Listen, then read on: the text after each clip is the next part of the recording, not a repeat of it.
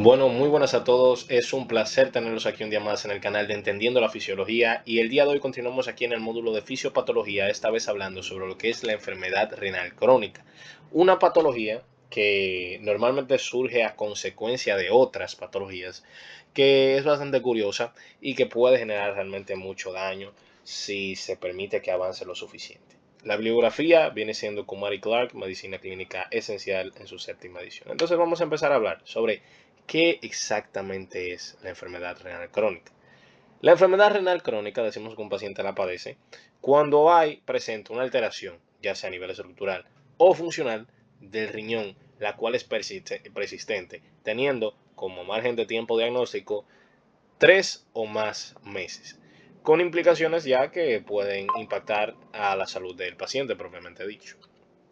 Dentro de los criterios diagnósticos para indicar que un paciente padece de enfermedad renal crónica, se tiene de que el paciente debe padecer de una tasa de filtración glomerular inferior a los 60 mililitros por minuto por metro 73 por metro cuadrado 73 eh, bueno, en presente, esa función renal, que esa medida, la tasa de filtración glomerular, se sabe por excelencia, que lo dijimos en el módulo de renal, que hicimos unos cuantos videos sobre eso, que se toma como evaluación para saber qué tan bien está la función renal, sabiendo que es fisiológico de que con el paso de los años se vaya perdiendo poco a poco la función renal. Eh, También otro factor diagnóstico importantísimo que denota un daño renal presente es la presencia de proteínas en la orina, porque si bien recuerdan, los glomérulos pueden filtrar todos los elementos del plasma, toda esa parte del plasma, ese plasma total es filtrado y gran parte de sus componentes incluso son reabsorbidos, pero por componentes formes que no pasarían las fenestraciones glomerulares, no van a poder pasar. Cosas como la albúmina, por ejemplo, que es una gran proteína. Entonces, la presencia de esta en la orina decanta de que hay daño en los glomérulos y por ende se llegó a filtrar y por eso se orinó. Por eso se tiene albuminuria. Y también se puede tener alteraciones en el sedimento urinario, en la imagenología e histología propiamente dicha del riñón. Entonces vamos a ver ahora la parte de la clasificación según los estadios que se encuentre la filtración glomerular del paciente.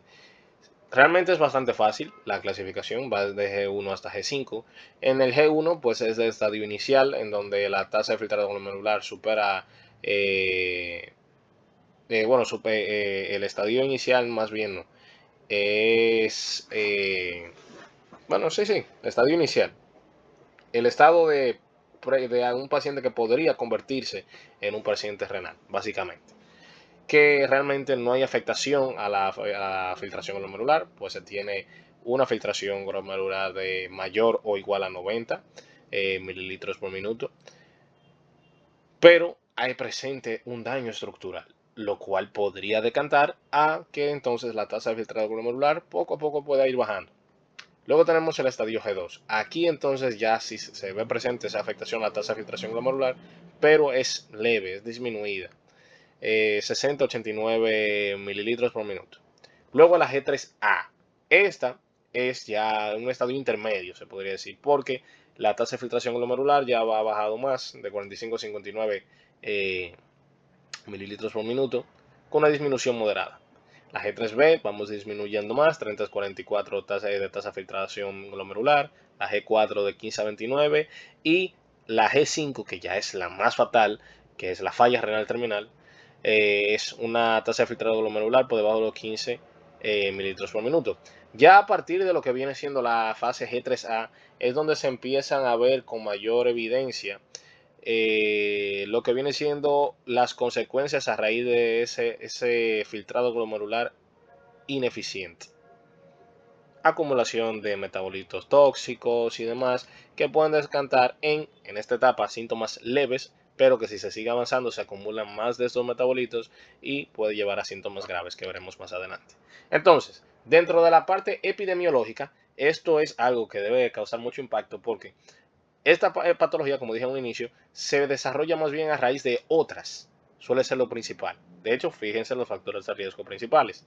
Pero un dato que quise traerles es que aproximadamente el 10% de la población mundial, lo que equivale a 800 millones de personas, se encuentran afectados por eh, esta patología, que es de deficiencia en la funcionabilidad del riñón. Dentro de los principales factores de riesgo, entonces, por esto es que es una enfermedad tan recurrente, una complicación tan recurrente, debido a que se basa en las patologías del hoy en día, las patologías que cada año que va pasando se van volviendo más y más y más comunes, cada vez hay más y más y más casos diagnosticados por cada 100.000 habitantes, entonces se van volviendo todas sus consecuencias y complicaciones más frecuentes. Entrando ahí la diabetes mellitus tipo 2 siendo el principal motivo por el cual se desarrolla esta enfermedad renal, donde más del 40% de los casos de pacientes con enfermedad renal crónica son pacientes diabéticos tipo 2 y desarrollaron esa patología a raíz de su diabetes. Luego, más del 30% de los casos se derivan de una hipertensión arterial no controlada. Y luego otros factores como edad más avanzada, obesidad, enfermedades cardiovasculares en general y el hábito tabáquico, que siempre está ahí presente como un alto factor de riesgo para el desarrollo de enfermedades y mucho más cuando tienen que ver con eh, apartados del sistema cardiovascular. Algo que quise traerles también, como un pequeño dato curioso, es que solamente el 10% de los pacientes que padecen de enfermedad renal crónica conocen su condición. O sea que por ahí va un 90% que ni siquiera sabe qué es esa enfermedad renal crónica y ni siquiera se imagina lo que les está pasando. Hasta que ya, pues entonces llega a un estadio más fuerte. Por eso es que, a menos que el paciente no realice chequeos rutinarios, estos dos primeros estadios de función normal de G1 y G2 quizás no son identificables. Ya a partir de este sí, porque se presentan esos síntomas de alarma para el paciente. Entonces vamos a ver el mecanismo de aparición de lo que viene siendo esta patología. Podemos tener causas tanto primarias como secundarias y dentro de estas varias categorías. Por ejemplo, podemos tener dentro de las causas primarias lo que son las glomerulopatías, que estas, como se nos indica, son afectaciones al glomérulo. Ahí entra la nefropatía por IgA, que también se conoce como enfermedad de Berger, que esta consiste en un depósito de inmunoglobulinas de tipo A en el mesangio glomerular. Esto entonces suele tener como consecuencia que se presente una hematuria macroscópica, que suele ser recurrente, debido a infecciones. Pero ¿qué pasa? Estas infecciones característicamente suelen ser respiratorias. Un dato curioso por ahí. También tenemos la glomerulonefritis membranosa. La glomerulonefritis membranosa, al igual que la anterior, también afecta al glomérulo, pero esta es también de carácter autoinmune con un depósito de complejos inmunes entonces. Esos complejos inmunes en la membrana basal glomerular va a causar un síndrome nefrótico en los que son los pacientes afectados, ya sea de una forma primaria o secundaria, porque esto se puede dar también a raíz del consumo de fármacos, neoplasias, es decir, cánceres, o infecciones previas que haya tenido el paciente. Luego se tiene la glomerulosclerosis focal y segmentaria. Esta entonces, como su nombre indica, es una esclerosis de diversos segmentos de algunos glomérulos, la cual se puede asociar a una proteinuria masiva y un síndrome nefrótico. Puede ser de características idiopáticas, es decir, que no se sabe exactamente el motivo, o secundaria a otras enfermedades como el virus de inmunodeficiencia humana, obesidad o al uso continuo de drogas. También se puede tener dentro de las causas primarias las nefropatías tubulointersticiales. Estas nefropatías tubulointersticiales entonces podemos tener una pielonefritis, que la pielonefritis es la inflamación y fibrosis renal por infecciones urinarias recurrentes de todo tipo. Y también se tiene la nefritis intersticial. En esta se hace una inflamación del intersticio renal y esto normalmente suele ser inducido por fármacos, ese es el principal motivo. AINES y antibióticos. Esto hace que se presente una eosinofilia, fiebre y deterioro renal agudo. Luego tenemos las enfermedades hereditarias como la poliquistosis renal autosómica dominante, por sus siglas se puede ver como PQRAD. Y esa poliquistosis básicamente es una enfermedad genética que se va a caracterizar por múltiples quistes renales a nivel bilateral, hipertensión y progresión a lo que viene siendo una insuficiencia renal crónica secundaria a esa misma hipertensión que se generó y esos quistes. Ahora, pasando a lo que son las causas secundarias, que es donde se engloban los principales casos, como les venía diciendo más atrás, ahí entra entonces los pacientes diabéticos que desarrollan la nefropatía diabética, la que en el video de diabetes lo explicamos bastante bien, que de hecho por ahí viene, o si ya no lo subí, un video explicando las complicaciones diabéticas. También por hipertensión arterial, nefroangioesclerosis, lupus eritematoso sistémico, que dentro de las complicaciones del lupus está la nefritis lúpica, y la vasculitis, mieloma múltiple, infecciones crónicas. Todas estas causas secundarias son las que pueden causar enfermedad renal crónica, siendo las principales diabetes mellitus e hipertensión renal arterial. No lo olviden.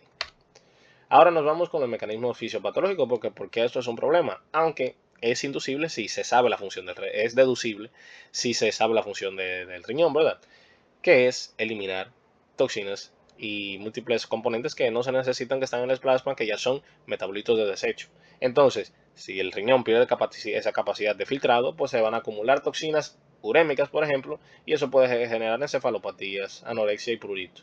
También el riñón, aparte de esa función de eliminar y limpiarnos, por así decirlo, tiene otras funciones, porque el riñón es el principal productor de la eritropoyetina, la hormona encargada de fomentar que se empiece a sintetizar los glóbulos rojos. Entonces eso va a generar una anemia normocítica normocrómica.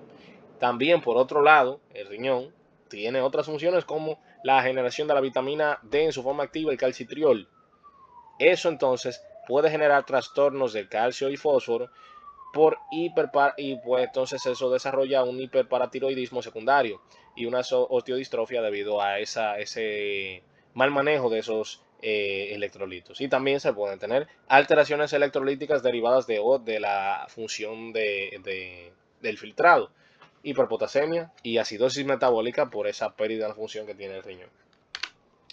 Dentro de diversas comorbilidades que los pacientes con enfermedad renal crónica van a presentar, pues entonces, bueno, tenemos la diabetes mellitus, que ya desarrolla de esa manera, la hipertensión arterial, la nefroangioesclerosis, enfermedad cardiovascular, aterosclerosis acelerada por uremia, la anemia, disminución de esa eritropoyetina que ya fui mencionando, la osteodistrofia renal, que es la alteración del metabolismo fosfocalcio debido a ese déficit de calcitriol, y la depresión y deterioro cognitivo, una inflamación crónica y encefalopatía por acumulación de metabolitos de ácido úrico. ¿Cómo se diagnostica? Aunque ya lo dijimos más arriba, pues se diagnostica por pruebas de función renal, creatinina sérica, relación albumina-creatinina, electrolitos, hemograma, paratohormona, vitamina D y perfil lipídico. También para complementar se puede añadir una ecografía renal y una biopsia renal. Dentro del tratamiento hay distintos tipos de tratamiento. Se tiene que es el de las medidas más generales, donde se recomienda una dieta hipoproteica, una restricción de sodio, fósforo, potasio según sea requerido con el paciente y la implementación de ejercicio físico y control de peso y obviamente abandono del hábito tabáquico y mucho más, y esa fue la razón que lo desarrolló. Luego se tiene un tratamiento farmacológico. Ahí se administran inhibidores de la enzima de convertidor de angiotensina y antagonistas del receptor de angiotensina 2, que lo menciona, esos fármacos antihipertensivos fueron explicados en lo que viene siendo el video de antihipertensivos, que estos van a buscar entonces reducir la presión intraglomerular y la proteinuria. También las estatinas, que de estas no hemos hablado, vamos a grabar más adelante un video sobre estas, que disminuyen el riesgo cardiovascular. También se dan quelantes de fósforo para reducir la hiperfosfatemia que se va a tener. Se dan análogos de calcitriol para reducir el hiperparatiroidismo, la eritropoyetina recombinante para corregir los procesos anémicos y bicarbonato oral para prevenir y corregir los estados de acidosis que el paciente iba a tener debido a que no iba a poder regular el equilibrio ácido-base porque una parte de ese eje va a estar comprometida, que es el riñón. Dentro del tratamiento sustitutivo, esto suele darse ya más en los casos graves, los pacientes van a depender de las diálisis, hemodiálisis o diálisis peritoneal, e incluso pueden depender de un trasplante renal, pero ¿qué pasa?